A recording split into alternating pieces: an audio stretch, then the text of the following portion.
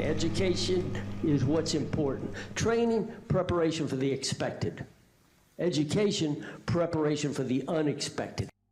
Great. Good afternoon, Team Krulak community. My name is Major Ian Brown. I'm the Operations Officer at the Brute Krulak Center for Innovation and Creativity. And on behalf of Marine Corps University, the Marine Corps University Foundation, and the Krulak Center, welcome back to the Brutecast, our series designed to connect the worlds of the warfighter and PME with the best in innovative and creative thought. Before we begin, please remember that all opinions expressed here are those of the individual and do not reflect the views of the Krulak Center, Marine Corps University, the United States Marine Corps, or any other agency of the U.S. government. We will also be recording this webcast for the benefit of those in our community who can't join us today. So we ask that you be mindful of keeping your microphones muted to avoid disrupting the presentations, and keep your webcams off if you can, please, to help us stream smoothly. So in today's Brutecast, the Krulak Center's Bren Chair for Military Innovation, Dr. Brandon Valeriano, will host a transatlantic special featuring two of our non-resident fellows with backgrounds in military history and institutional innovation. Our first guest is Dr. Aimee Fox, a historian of warfare who explores military innovation and change in historic and contemporary armed forces. She's an assistant professor at King's College London's Defense Studies Department, based at the United Kingdom's Joint Services Command and Staff College. Her first book, Learning to Fight: Military Innovation and Change in the British Army, 1914 to 1918, was published by Cambridge University Press in 2018 and was awarded both the Templar Medal for Best First Book by the Society for Army Historical Research and the British Army Military Book of the Year Prize in 2018. Her current research explores the importance of social relations and informal networks to the process of innovation and the ways in which the social politics of military organizations helps or hinders innovation, with a particular focus on the role of command and leadership.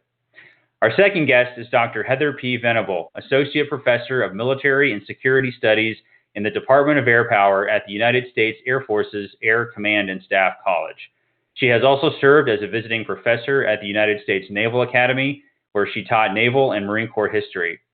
Last year, the Naval Institute Press published her new book, How the Few Became the Proud: The Making of the Marine Corps' Mythos, 1874 to 1918. This book has been strongly recommended by digital military journals such as The Strategy Bridge, War on the Rocks, and the Modern War Institute, where Dr. Venable has also written extensively about air power and the current United States Air Force. Her current research centers on intersections between theory and pre-war thinking and the application of air power in combat. Today, these two stellar guests will compare and contrast changes in two very different military organizations in their talk on innovation and institutional identity, lessons for today. Before we start, I'd like to ask one last time that everyone make sure your microphones are muted and cameras off if you haven't already done so. We will have a question and answer session at the end of their presentation. So if you have a question, just type it into the group chat, and Dr. Valeriano will be moderating the questions coming in. He'll expect that he'll probably ask you to speak your question if your technology supports it. Otherwise, we'll just read it off of the list as we get it in. All right, so with that, Dr. Fox, will be starting with you. Go ahead. Brilliant. So first of all, thanks so much for hosting this roundtable. I'm really excited about this, having read some of Heather's work. What I want to do for the next sort of 10, hopefully maybe I can squeeze 15 minutes, is to talk about my book in the round, but kind of focus on a number of themes that I think have contemporary relevance to armed forces of today, which will hopefully spark some discussion in the Q&A. My book, Learning to Fight, very much addresses a topic that is timeless in many respects. Armed forces have always sought to maintain, achieve competitive advantage over adversaries. And the British Army's experience of the First World War is no different. What I was trying to do with Learning to Fight was examine how an organization learns and functions in a time of crisis. And this required trying to understand the Army as an institution in three ways. So first, as a formal organization, and by that I mean understanding its processes, its boundaries, its structures. Secondly, as an informal organization. So here I'm referring to the roles that ideas, interests, and individuals and the relationships between them played within the Army. And this has been referred to by a number of social scientists as the undergrowth of the organization or the unmanaged organization. And within that, I think you can incorporate things like patronage, gossip, social networks, etc. And the final thing that was important to understand is how the Army as an organization interacts with other actors, organizations, and individuals. So here I'm thinking about the UK government, I'm thinking about the colonies and dominions that made up the British Empire, industry, allies, and adversaries. And I think by conceptualizing and examining the Army in this way, it's possible to shed light on the messiness, the complexity of learning and change, and how these quite fraught efforts are compounded by the Army's own culture, its own interests and ideas. And so, the book itself is as much about failure, wrong turns, and dead ends as it is about the successes that the Army achieves in this particular conflict. And it's really, to normalize failure, I think, as a necessary product of learning, and that lessons, knowledge, and expertise are not kind of neatly packaged products that you can seamlessly move from point A to point B, right? These are complex, these are sticky, and they often resist translation from one context to another. Now, I could talk about my book all day long until the cows come home, but I thought I'd use my remarks to try and sort of like tee in with what Heather's going to talk about, but also, to think about themes that will hopefully start a conversation. Now, I'm loath to call these lessons. I'm slightly skeptical about the idea of applied history in that sense, but I think these are quite timeless in many respects. So the first theme is that of innovation. This is a phrase that is frequently used. It's often used without a great deal of care, I would suggest, and I think it's often misunderstood. It's seen or viewed as a synonym for efficiency, as a means of doing more with less. Yet innovation is not cheap. It's a costly endeavor in terms of resources, time, and personnel. When we look at the British Army in the First World War, we see innovation in abundance, and not just in the likely places, such as key technologies or capabilities like the tank and the aeroplane. We see it across a range of techniques and processes. That can be in terms of intelligence gathering, for example. That incorporates data processing methods from both Lloyd's of London and the Prudential Assurance Company. We look at personnel management in the Army. It exploits the latest techniques from the world of big business, including principles from Frederick Taylor's scientific management theory. We look at the Army's supply chain management and logistics. It's harnessing the expertise and knowledge of individuals from the worlds of industry, transport, and business. Now, innovation is a costly endeavor, both then and now, because it requires people to change their points of view and their perspectives. It requires an expanded tolerance for failure. And it isn't just about exquisite capabilities or quick wins or innovation theatre. It's frustrating, uncomfortable, and a really fraught process. And I think that it's important and vital that it's recognised as such. The second theme that kind of comes through my book is this idea of risk. So innovation cannot occur without the taking and the acceptance of risk. In the First World War, the Army is taking considerable risk. The integrated use of poison gas from 1915 onwards, the development of the creeping barrage, the rolling barrage in 1916, the danger of drop shorts is a real problem. And of course, the decision to develop the tank itself.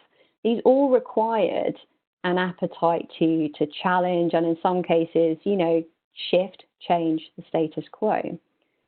Now, looking at defence today, and I will confine my remarks to UK defence, and I feel like I need to put up a disclaimer here that these are my opinions, not those of the Ministry of Defence. But looking at defence today, armed forces are being encouraged to be more creative, to take risks, to focus on output.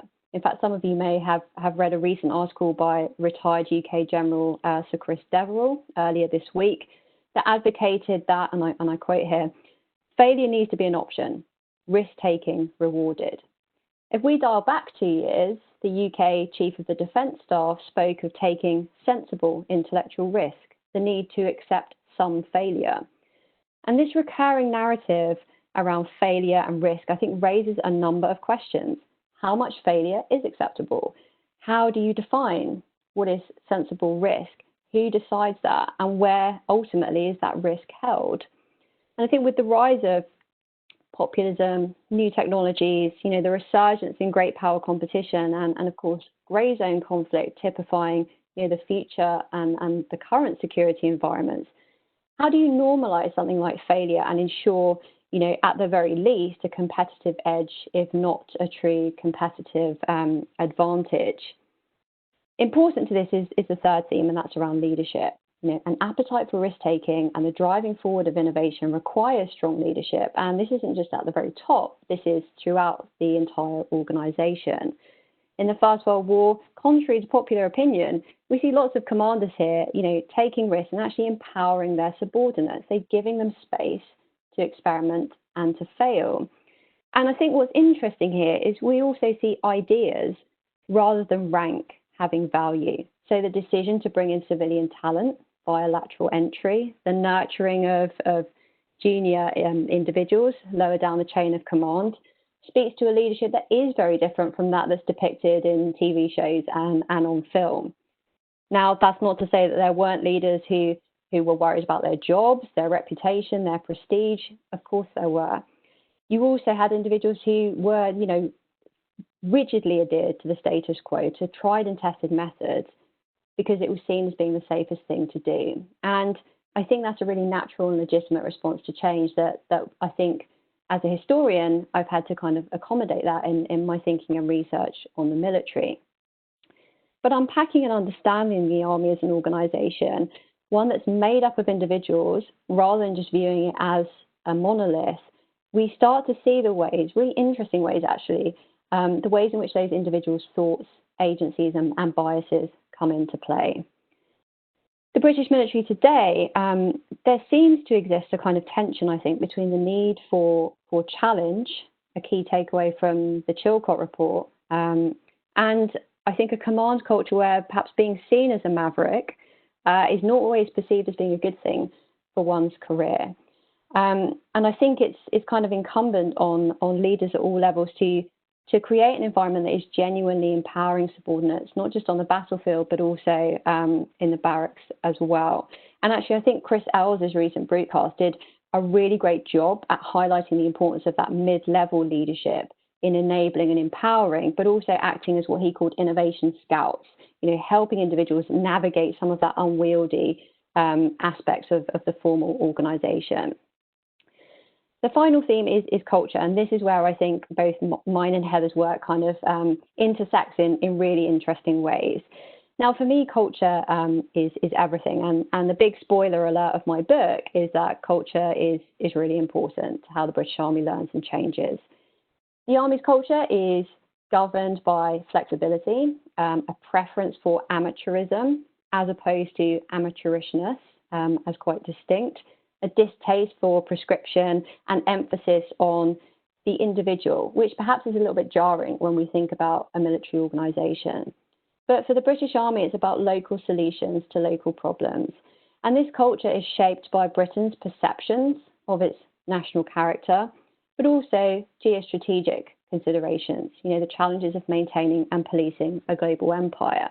And I think here, much like Heather's work on the Marine Corps, you start seeing these external and internal forces affecting and changing an organisation's culture. For example, what is the British Army's mission? Is it colonial policing, or is it this increasing likelihood of continental warfare? And do you have the force structures and the conceptual thinking in place in order to switch between those two very different types of warfare? But what you see is a willingness to look beyond organisational boundaries to exploit new expertise and knowledge. But I think that a culture that's predicated on pragmatism, on localism, is not perfect.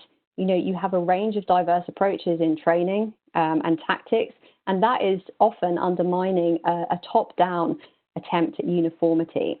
And this is a tension the Army is never fully able to resolve. ad hocism versus standardization, diversity versus uniformity. Like, how do you bring these oppositional concepts into a harmonious conversation? And my last kind of thoughts on this really, in terms of defence today, in the UK, much is made of encouraging a culture within defence that is innovative by instinct. And I wonder to what extent that culture really exists. Chris Deverell, as I mentioned, wrote earlier this week that each of the major commands in UK defence has an innovation unit, but he believes these units are working in the margins.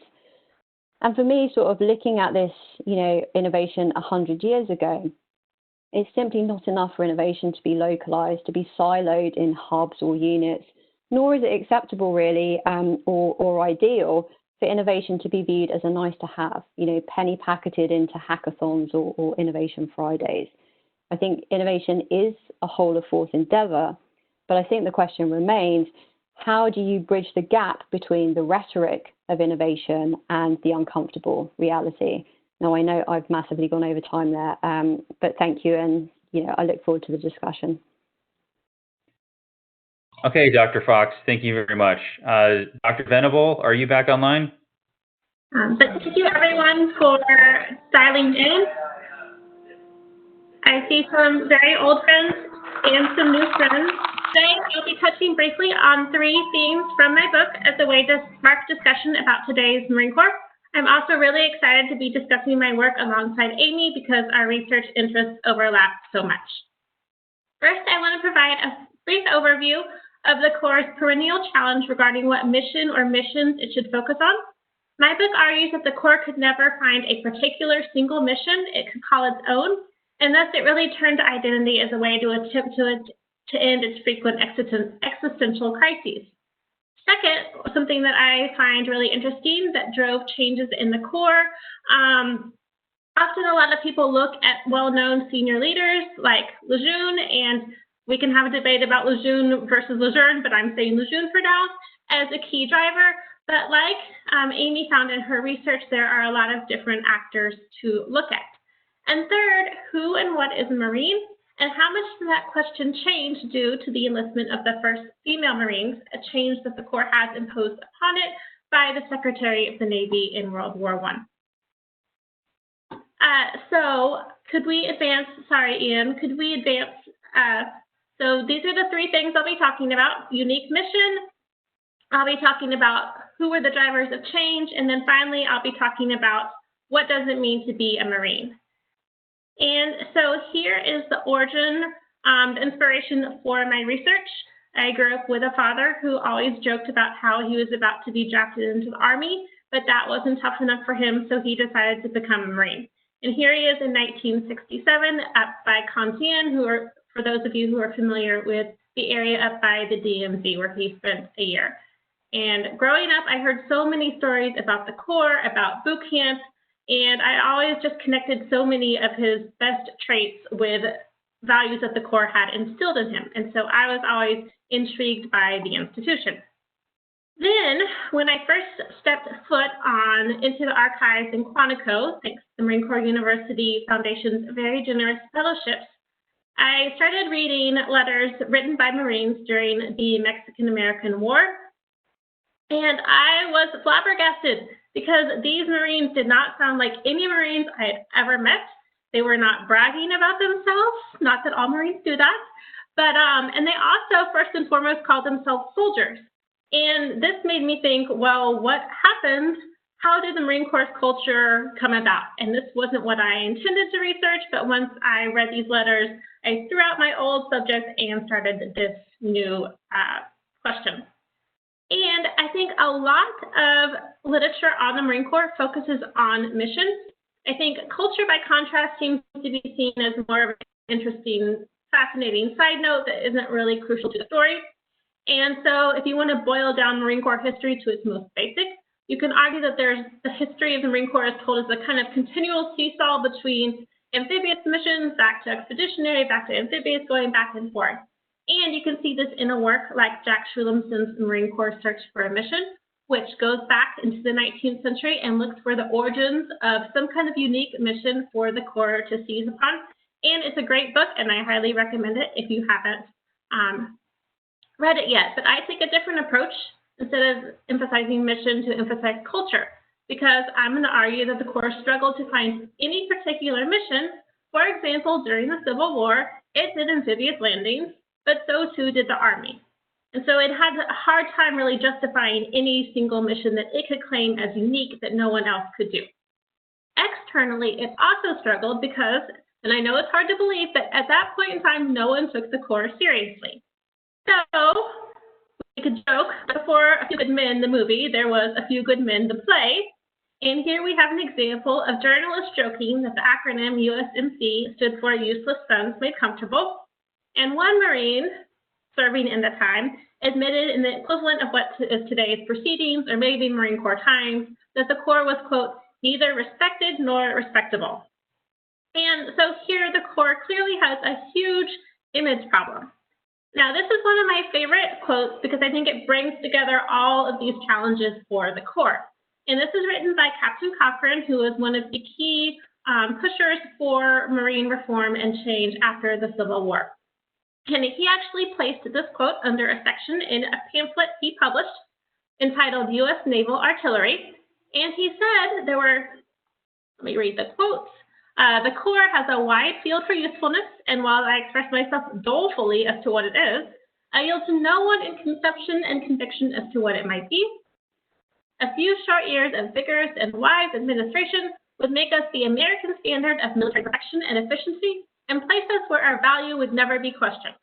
So here he's beginning by saying there are a ton of different things we could do. And then clearly he did not have a very good PME instructor because he immediately contradicted himself and said, well, I expressed myself dolefully as to what that might be. But I'm not going to give up. There's something that we can do, and we just have to imagine it. So then he goes on to say, a few short years of vigorous and wise administration would make us the American standard of emphasis, military perfection, and efficiency. So maybe you can recognize some continuing themes there. And then argues that this is what's going to solve our existential crisis, and no one will ever question us. And so here is an example of shifting from the idea of a particular mission that can justify the Corps to how can we create an identity and then convince the American public of what we want to do. And at this point in time, it seems simple that you would just start celebrating the Corps and make a lot of powerful images and disseminate them. But at the same time, it's just not polite in Victorian America to brag about yourself or your beloved institution. And there's a huge change that has to occur to allow these developments to really come into fruition in the first place. And 19th century marketing in the US is really undergoing this key change right around the time of the Civil War, where you're going from simply giving notice about your product to talking about the quality of what you're providing. For example, around the time of the Civil War, if you were trying to sell oranges, you would place a small help wanted news ad in the paper, and it would say something like, we had just got a new shipment of oranges, and you can buy 12 for 5 cents. But as we get closer to the 20th century, now you're making claims more like, well, I have the best, juiciest oranges of anyone in New York City, and that's why you should come buy them. And so now it became a sense of trying to emphasize what superlatives and distinguishing your product from other people. And so in these posters, you can see in many ways this information. The first poster on the left with the Marines and the ships, this is one of the most colorful, I guess colorful isn't the right word, but visual of all the Marine Corps recruiting posters that I've seen, but it pales in comparison to what comes later with the images on the right from World War I. So you see a few small images, you see some text that describes what the Marine Corps does, you also see a pay chart and some basic information. But by the time you've moved toward World War I, you have powerful images thrown right up into your face that are conveying stronger messages. And I'd like to contrast those images that the Marine Corps is disseminating around this time with naval imagery on the left with pulled together men. The Navy needs us, so we have an officer standing in a small whaleboat, and he's gazing out, trying to assess the threat. The sailors all have their backs to the threat. And the message is just that if we work together, we'll be good to go. On the right, you have one of the more sort of martial images that the Navy used during this period, but even then compare the sailor holding the rifle to the more sort of martial imagery that comes through with the Marine Corps, and I think that there's a huge difference. Meanwhile, agents of change increasingly were at work within the Marine Corps, and I think this is a great area of overlap between Dr. Fox's work. In her book, Introduction, for example, she highlights 3 ways that institutions can change: top down, bottom up, and then horizontal. And horizontal is, for example, you have one unit located next to another in World War I, and one unit learns something, then that information can then be passed on to another unit. And I think, again, most people tend to think about commandants like Lejeune as really being the key drivers of cultural change in the Marine Corps, and certainly he contributed. But the more research I conducted, the more I ended up taking a bottom-up approach, because I saw so many actors, so many Marines contributing to this culture that really have not received recognition. It's really the captains and the first lieutenants, the NCOs doing recruiting duty that are sending in articles and letters to the Recruiting Publicity Bureau, which is established in 1912. And they began this monthly publication in 1914, the Recruiter's Bulletin, which, if you have a moment, go to Google Books and download some past issues because they're fascinating. But even before that, a Recruiting Publicity Bureau was established. Before you had the formal organization to facilitate disseminating a message, individual recruiters are taking their experiences in joint operations, working next to the Army, working next to the Navy, working next to other nations' armies to conclude that they're the best. And again, this is only really possible because of the huge changes that have taken place in U.S. society. And so even before the Recruiting Publicity Bureau, you have Marine recruiters coming up with slogans like "Once a Marine, always a Marine." The first example I found of this is about in 1907. And they're trying to create messages that are going to resonate with retired Marines going back to their hometowns that might be able to help them gain new recruits, which is increasingly more of a challenge after the Spanish-American War when you need more and more people. But either way, the point is I've never found a document in the archives that has some kind of key master plan that top leadership has for the way that the Corps should go. It's more of an ongoing dialogue between NCOs, mid-level officers, and higher-ranking officers that doesn't necessarily always have a real paper trail. And I think Dr. Fox could also speak to that when you're looking for seeing culture at work, we can kind of try to piece together the master narrative now, but it's a whole messy thing while everything is going on. And this leads me to one of my last topics, and this still is an issue that continues to challenge the Corps today, I would argue, and that's the issue of female Marines. And so in this period, Secretary of the Navy Josephus Daniels required the Corps to enlist the first females. And this begins to lead to the question of not just what is a Marine, what does a Marine do, but what is a real Marine? What is the essence of that Marine?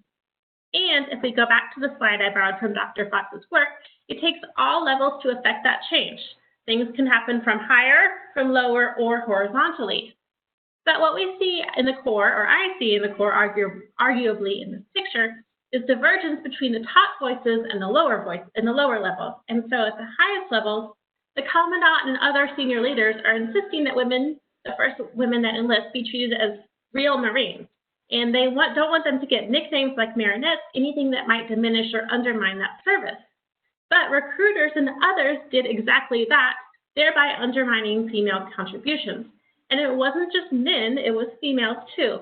And so I think probably this is a trigger point name to mention for some people, but a case like Kate Germano, if you read her book, she's also talking about and admits to her own what she sees as previous errors in undermining females. And so that's a real leadership challenge that continues to affect society as women are now more integrated into more things. I think that what's also fascinating about this idea is that we see in this image a woman waving off a man who has a bag and a weapon. So he is that proverbial Marine who has now been freed to fight. However, in reality, those men that the female Marines were supposed to replace had already been disqualified from overseas service. So the Corps' first 300 female Marines did not, in fact, free a man to fight. But that powerful narrative allowed it to suggest that real Marines fought, while female Marines did admin. And again, this is part and parcel of a larger change that's occurring in society where clerical work was gendered as male, and right around the time of World War I, this starts changing, and now clerical work is seen more as something that women did. And though I have not gone far enough in my research to where the idea of every Marine or rifleman comes and emerges from, I do think I would suggest that some of the ideas, some of the seeds for that idea come when now you have a bifurcated distinction between male Marines fight and female Marines file papers. And so I would argue these images continue today to some extent in recruiting imagery, although I've been watching and it has improved greatly in the last year. I have a female friend in another nation's Air Force who often says, if you see it, you can be it. And if you're female last year in 2019 looking to request information and you're about to hit send, if you look at this picture, then you might notice that 50% of the population is missing. Again, I've been excited to see progress over some of the images that the Marine Corps is using to represent itself, although I still think there's room for improvement. So here we have a picture on the left, which was still on the recruiting website yesterday. And you have a female Marine set against a clean white background. Okay, she looks tough. I'm not sure if I'd want to get in a fight with her, but what is she doing? Nothing. And she doesn't even have a weapon. To counterpose this with a far more common picture that you'll see on the website of active male Marines clearly in action, even if this might be training. So I do think that there is more work to be done. To conclude then, I want to say that 19th century Marines considered their identity to be soldiers, and in many ways you see this identity still lingering for many through the World War I period, and so this culture had not completely been bought into. But the key transformation the Corps had to make was for the word Marine to be self-explainable, for people to understand and form an image of their mind without necessarily knowing exactly what Marines did. And so they had to make it mean something to be a Marine. Again, 19th century Marines did not think that they could lay claim to any specific mission to solve their existential crisis, so they decided that they wanted to distinguish themselves by making the claim that they could provide a better quality of service. Again, this change couldn't take place without larger changes in U.S. society about what kind of narratives you can perpetuate about marketing and selling a product. This idea began changing after the Civil War, and again, like everything else, is an incremental change. Again, tying to Dr. Fox's work, Marines of all ranks, but most importantly, I would say mid-level officers and NCOs started playing with these ideas as a way to meet recruiting quotas, and they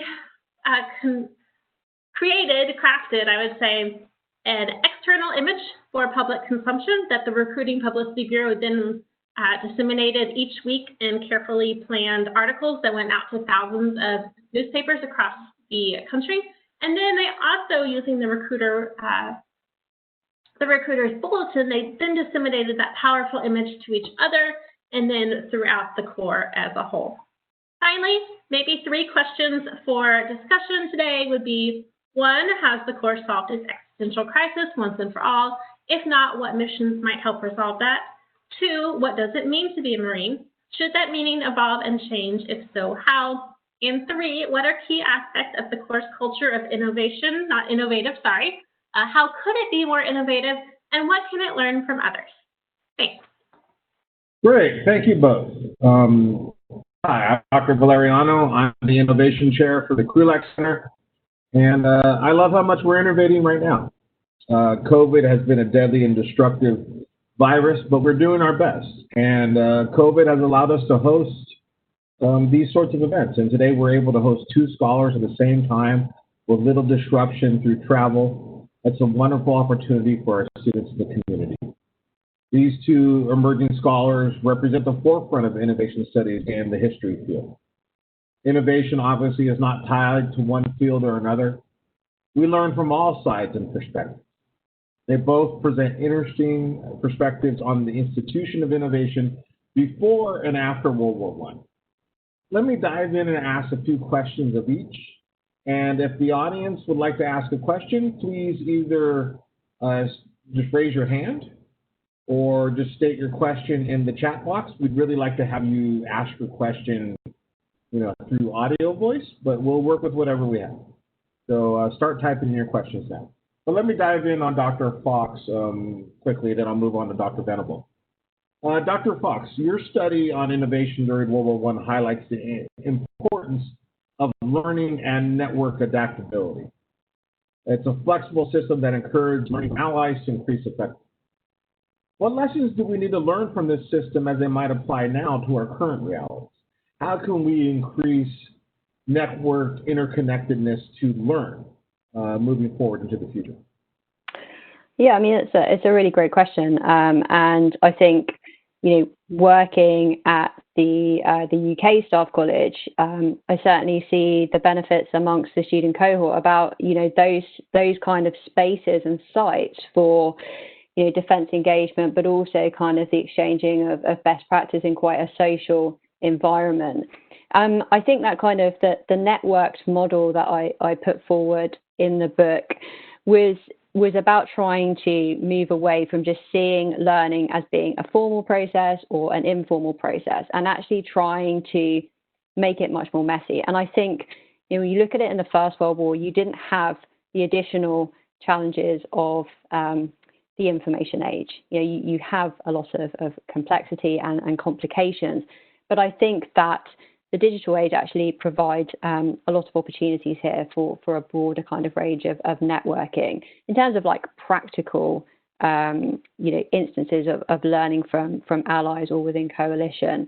I think things like training, education, things like the Brute Krulak Centre, for example, where you can actually get voices from across the different militaries across the globe. I think that thinking about those softer kind of sides rather than just the kind of formal hard focus on things is actually, needs to be done in concert. So again, joining the informal, the formal, the social, the doctrinal is I think absolutely key as it was 100 years ago, and I think it will be going forward.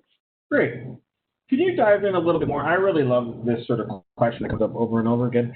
How did the British Army learn from success and failure? That's really a key kind of question we've had throughout the history of learning.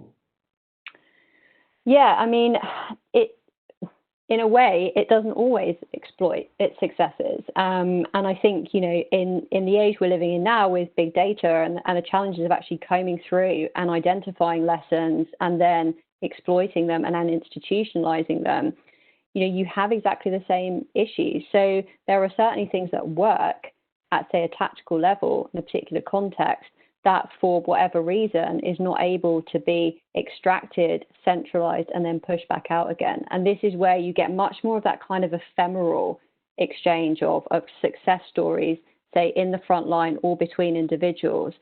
And that's really, really hard to capture. And it's been referred to as adaptation traps or, learning the same things over and over again. One of, I think, the main criticisms of the British Army is that it inherently lacks that central kind of lessons learning process until quite far into the war. So you are almost relying on word of mouth, on the establishment of, quite micro opportunities for learning from success and failure. I think it's really easy to look at the British Army. In the UK, the British Army in the First World War is like it's a story of tragedy and futility. But I think it's important to acknowledge it does learn from its failures. It just takes a long time to do that in some instances. In other cases, it's quite rapid. And this, I think, just speaks to the challenges of trying to learn lessons as a bureaucratic, hierarchical organization. But I would argue it has the culture and the flexibility in order to respond in quite an agile way for a military to some of those challenges, for sure. Great. And let me pose a last question for you. I tend to throw firebombs every once in a while. So let me ask you, can you place your work in the wider literature, particularly as it might challenge some of our good friend Wick Murray's views on how learning might have taken a great deal of time during World War I? Yeah, you know, I mean, I wouldn't have got into this field if it wasn't for Wick Murray's work. So in terms of, you know, intellectually, I owe him a considerable debt in providing me a bit of a straw man to tilt at. I suppose that there might be sort of like a different tradition here in that, you know, the literature around the British Army in the First World War, from a UK perspective, is largely, if not overwhelmingly positive, more sort of understandable, I suppose, or, you know, in terms of how long it takes to do things. I would argue against Wick Murray's, I suppose, assertion that the British Army has as a culture that militates against effective learning and change. I don't think that's the case at all. I think that the development of the tank, for example, shows actually a great deal of agility in terms of the flash to bang, in terms of the development of that, the trials, and then it being operationalized on the battlefield. And this requires input from industry, from government, from other services as well. That to me does not suggest an organization that is, you know, afraid of learning or unable to do so. And also, I think it's very easy to point to individuals, you know, in isolation without accepting that these aren't necessarily exceptions to the rule. These are just part of the rule. So key trainers like Ivor Maxey are held up by Wick Murray as being incredibly proficient. I would say that he is just one of many very switched on senior officers who actually has to almost have a Damascene conversion in terms of the new ways of warfare and the new ways of training.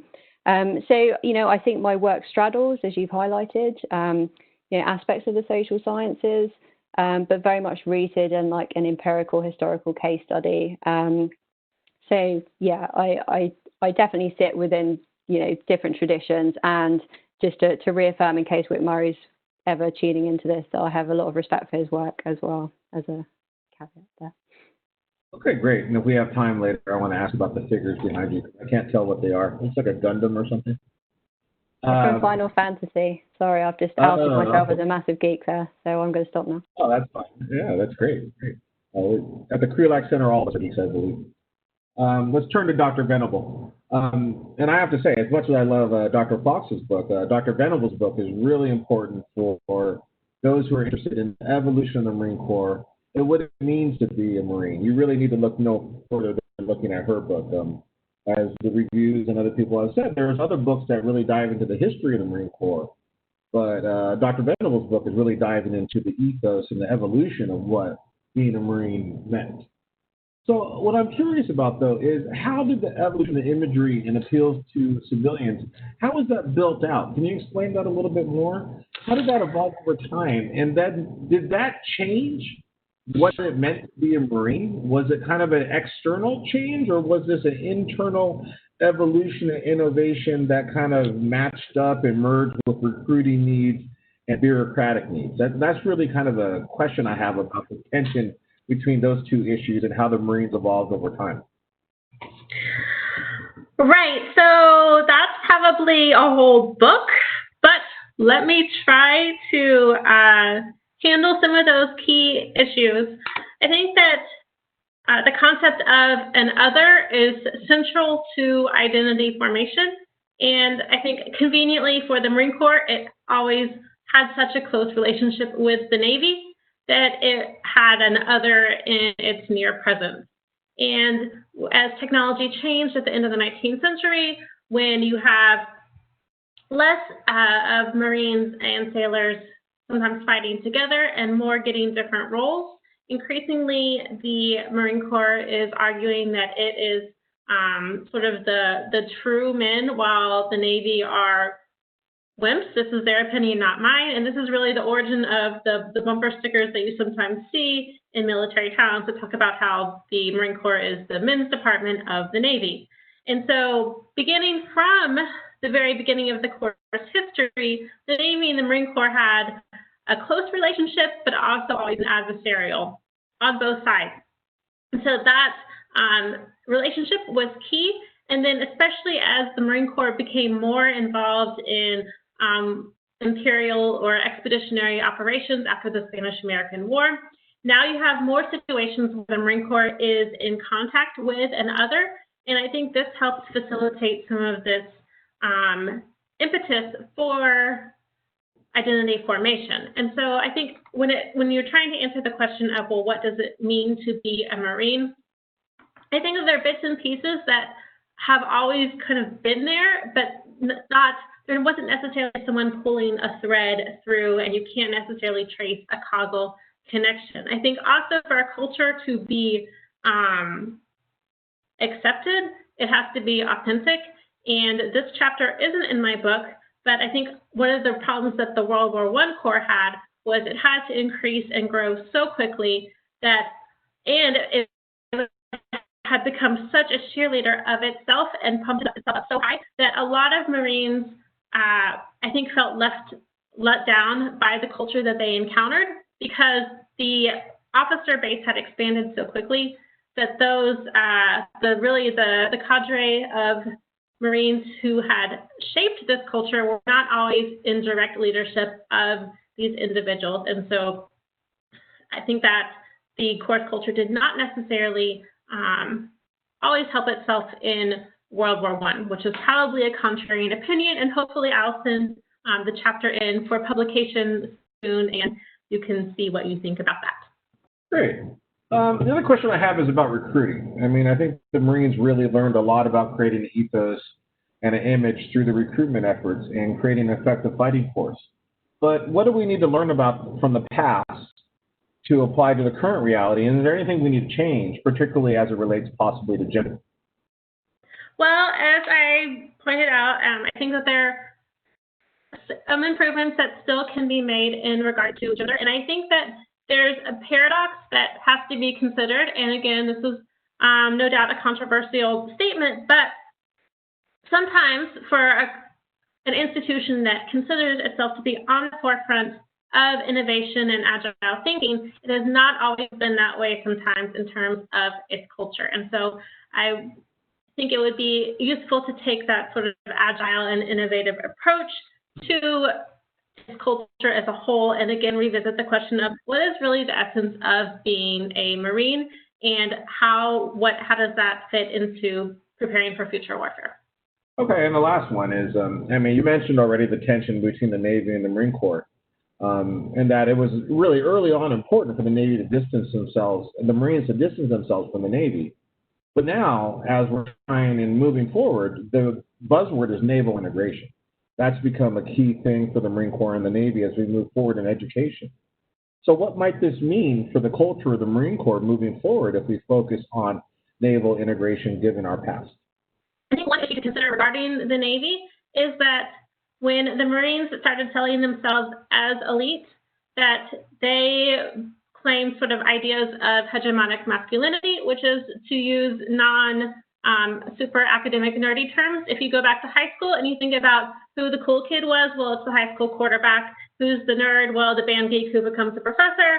And so to use these ideas, the Marine Corps dialed into ideas about hegemonic masculinity and put itself at the top of the pecking order, shifted the Navy downward. And now I think over the last 20 years, in some ways, the Navy and special operations as a whole have in some ways kind of stolen some of the Marine Corps' thunder. And I think this leads to perhaps, and I'm speculating here, maybe it's time to relook at the Marine Corps' image, because I think my research looks at the intertwining of image and identity, and some Marines get very frustrated by the fact that now their work is limited to a MEU, and they feel like special operators have more of a sort of the kick down the doors role. Great, thank you. So we have one question in the chat. Yes, sure do. So I want to say thank you to Dr. Fox, Dr. Venable. Question for Dr. Fox. With regards to innovations and knowing that innovations, the seeds of innovation require fertile ground for them to grow. What's the relationship between the ability of an institution to adapt an innovation with that institution's capacity for organizational change? That's a big old question.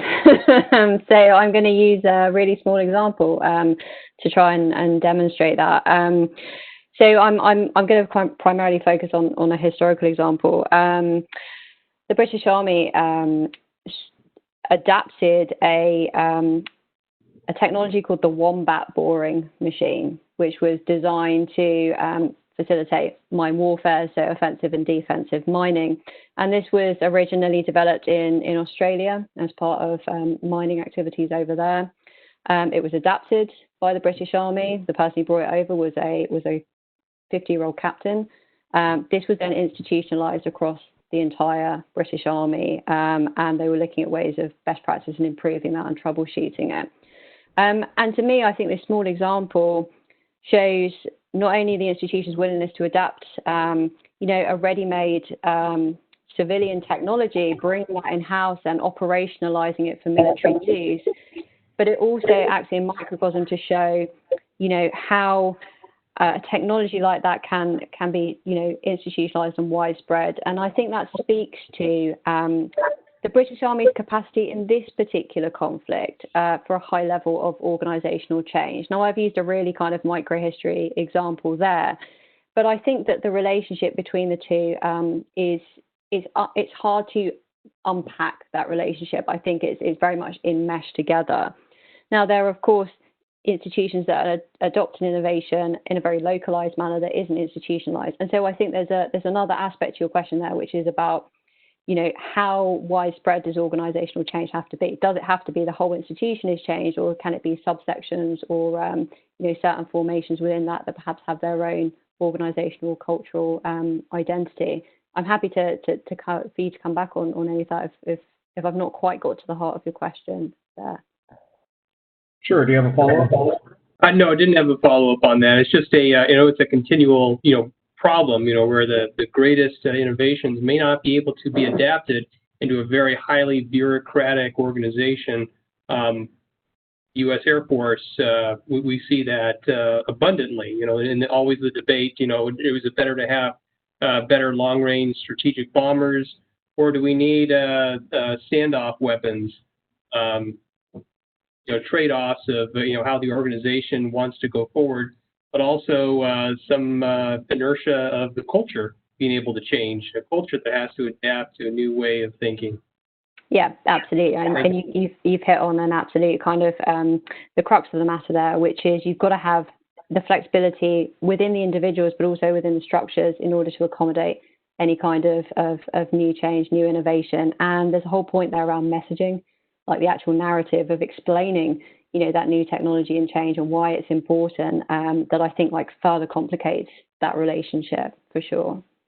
Okay, great. Major Brown has a question, and if anyone else has a question, please throw it in the chat, or we're going to wrap up soon. Yeah, great, thank you. And this question is for both Drs. Fox and Venable to answer from your own perspectives, but sort of from on either side of the Atlantic from a historical perspective. Today across the American military, there were a lot of centers of innovation. We are one, right, at Marine Corps University, but across the services, there have also been centers of excellence for innovation cells, formalized organizations that are stood up with the mission of go forth and do innovation. And I'm wondering, historically, one, whether this is a relatively new development in either military that you've studied, and two, what is the impact of these formalized, cells or offices or centers of innovation compared to the more informal, either grassroots, ground up types of innovation or accidental discoveries that proved to be really useful on the battlefield, and whether you think one has more of an influence than the other, or if they both have some value added? I'll take a stab at that first, although not based on my research, and talk about what I see with the Air Force. And my belief is that innovation, in many ways, has become synonymous with technology, and often technology at the tactical level, and that there's no sort of strategy guiding the technology except great power conflict. And so sometimes I feel like DoD is running around with like chickens without a head. And I think you can see this in a lot of the emphasis that the Air Force is doing. It's trying to develop and bring in small businesses. It's taking ideas like Shark Tank and putting those to work, bringing in people from all ranks, which is great. But again, I think this at times leads to tactical solutions, and you can see this in, for example, in trying to solve the problem of not enough pilots. But again, you need a grand overarching strategy to put those in or means that you're developing toward an end. Dr. Fox? Cool. So, that's like, thank you so much for that question, because it ties into something I'm researching at the moment. So, are innovation hubs a new thing? For the British Army in the First World War and the years beforehand, much more informal. So, a lot of the discussion around best practices is happening in service journals, but it's also happening in like the club scene. So, the old gentlemen's clubs in London, for example. Those kind of like unmanaged spaces that are sort of outside of military jurisdiction, but are still bound by some of the same sort of like social mores and conventions. So you're having a lot of discussion about future warfare, about force structures, about defense postures. And so that social networking, social politics is absolutely vital and essential. And that certainly carries on. You see it in the interwar years with your leading figures like Liddell Hart and JFC Fuller, are writing and, talking about these in quite social settings. This idea about informal innovation hubs versus formal ones, in the UK, we have like great informal sort of hubs like the Wavell Room and the Royal Marines Puzzle Palace and stuff like that. These really great sites for people to discuss their profession and to be creative. And I don't think they should be seen as in opposition to the more kind of formal hubs and units. In fact, I think if there was a way to kind of better tie up the efforts between those two, then that would be fantastic. I think there is, I think, a concern though, and you saw it, over 100 years ago, people writing under pseudonyms because they don't want to rock the boat or be seen as a troublemaker. But I think that these informal spaces, whether it's Defence Entrepreneurs Forum, whether it's the Wavell Room, these are really important fertile sites for ground up innovations and should be harnessed as such. So I think that it's great. It's part of this broader defence innovation ecosystem, I suppose. And I couldn't agree more with Heather's point about, we think about innovation, about trying to move that narrative away from just thinking about it in terms of capability and particularly sort of like technology at a tactical level, because, it's not as glamorous, but the whole TTPs and stuff like that are still an essential part of military innovation. I suppose they're just not as shiny as the technology. So yeah, a great question, and definitely a tie-up between the formal and informal is essential, I think. Great. Well, we'll start to wrap up. I thank you both, and it's gotten darker behind Dr. Fox, so it's tough on her given the time difference. But let me ask to wrap up. What are you working on now? And also, I know we have some grad students in the audience that are working on innovation. What kind of advice would you impart on people who are embarking on studies that involve innovation in terms of political science and history? What sorts of best practices and what sorts of things should they look out for as they move forward into this research?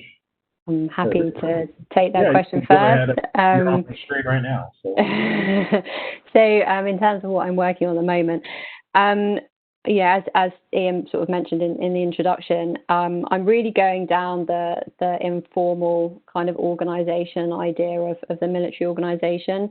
So I'm actually looking at the role that things like gossip and patronage plays in the military organisation as a potential enabler to innovation. And so this is all about those like pre-existing new relationships between individuals. So I'm actually drawing a little bit on Mark Granovetter's ideas of kind of weak and strong ties in order to try and look at this kind of network of individuals in the British military. And I suppose that feeds into, some of the challenges and the pitfalls of innovation, is that I would always, from a historical point of view, is always look for things that aren't being said in the record. I think it's really easy to look at, the official record that is in NARA or the equivalent in the UK, the National Archives, and see that as the whole picture. It is absolutely not. All of the good stuff is happening in the corridors of power is happening in spaces that aren't being managed. So, it's about paying attention to those little turns of phrases, those silences, and that will present you with a really frustratingly kind of messy, incomplete picture of learning and innovation. But that is, at the very crux of innovation. It's really hard to, have those causal links between action and effect. So I just encourage students to just kind of get messy with it and, kind of strap in for the ride, as it were. Dr. Venable? I'm currently working on air power history. I'm researching an air power theorist from the interwar period and then looking at how he applied air power in World War II in different theaters and looking for disconnects and connects between his pre-war theory and thinking and then his subsequent employment of air power. And so for people going forward, I have two comments. First, I think a key work to read about innovation to get to one of the points I made today about the centrality of culture in the Marine Corps is to read Craig Cameron's American Samurai, where he argues that culture suffuses everything. So you should look for it in places that we normally don't think we can see culture, like doctrine, because it's there. You just have to read in between the lines. And then second, I would offer, in terms of thinking about innovation going forward and looking for it in the past, a book that I am reading right now, Michael Sherry's award-winning and very imaginative The Rise of American Air Power, where he says that practical developments were usually secondary to imagination in shaping strategic air war. So again, starting with not necessarily the stuff that we produce, but the big ideas, and hopefully beginning with a strategy to then pull in the stuff. Okay, great. We'll wrap up, and I'll toss it to Major Brown. All right, thank you, Dr. Valeriano, and our thanks to both Dr. Fox, Dr. Venable. This was transatlantic, across multiple time zones, and it worked certainly better than I could have hoped with all our technology foibles going on. So appreciate your time and your insights. For our audience, as usual, this will be posted up on our YouTube channel in 48 to 72 hours for those who couldn't stay for the whole thing.